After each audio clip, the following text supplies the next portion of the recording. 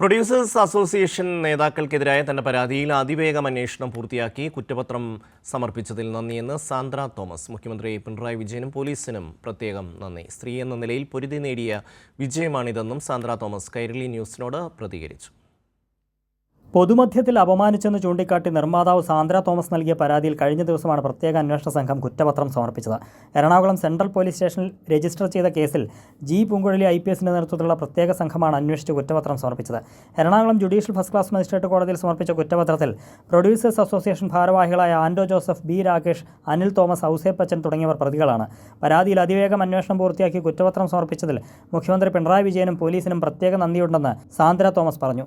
സ്ത്രീ എന്ന നിലയിൽ പൊരുതി നേടിയ വിജയമാണിതെന്നും സാന്ദ്ര തോമസ് കൈരളി ന്യൂസിനോട് പ്രതികരിച്ചു. ആദ്യമായി തന്നെ നമ്മുടെ ഗവൺമെൻറ്റിനോടും മുഖ്യമന്ത്രി ശ്രീ പിണറായി വിജയൻ സാറിനോടും എല്ലാം എൻ്റെ നന്ദി അറിയിക്കുകയാണ്. ഇതിപ്പോൾ പോലീസ് അന്വേഷിച്ച് കൃത്യമായ തെളിവുകളോടുകൂടി പോലീസ് കുറ്റപത്രം സമർപ്പിച്ചിരിക്കുകയാണ്. അപ്പം സന്തോഷവും അഭിമാനവും ഒക്കെ തോന്നുന്നുണ്ട്.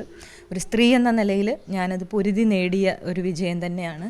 കാര്യം ഇൻഡസ്ട്രിയിലെ തന്നെ ഏറ്റവും ഇൻഫ്ലുവൻഷ്യൽ ആയിട്ടുള്ള, ഏറ്റവും പണം കൊണ്ടും സ്വാധീനം കൊണ്ടും രാഷ്ട്രീയപരമായിട്ടും അല്ലാതെയും എല്ലാം സ്വാധീനമുള്ള ആളുകൾക്കെതിരെയാണ് ഞാൻ ഈ പൊരുതിയത്. സാന്ദ്ര നിർമ്മിച്ച ചിത്രത്തിന്റെ റിലീസുമായി ബന്ധപ്പെട്ട പരാതി ചർച്ച ചെയ്യാൻ കഴിഞ്ഞ വർഷം ജൂണിൽ പ്രൊഡ്യൂസേഴ്സ് അസോസിയേഷൻ ആസ്ഥാനത്ത് ചേർന്ന യോഗത്തിനിടെ ഭാരവാഹികൾ അവഹേളിച്ചെന്നായിരുന്നു സാന്ദ്ര നേരത്തെ വെളിപ്പെടുത്തിയത്.